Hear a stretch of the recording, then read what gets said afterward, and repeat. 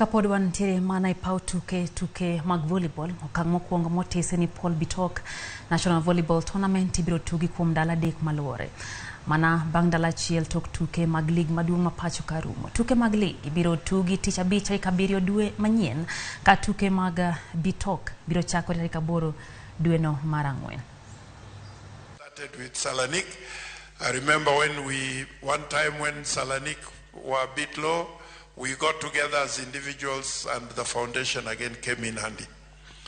I also challenge other members of volleyball fraternity to come up and sponsor activities in a small way or in a big way. One of the best ways to do it is to get together several people and you put up events, because our people are starved for activity.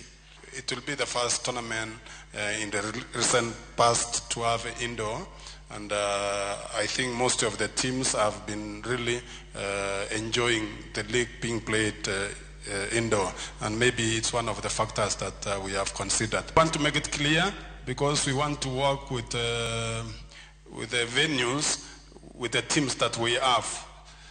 So the registration will be closed at 4 p.m. on Friday. Bwana Kimani, thank you. Wonderful.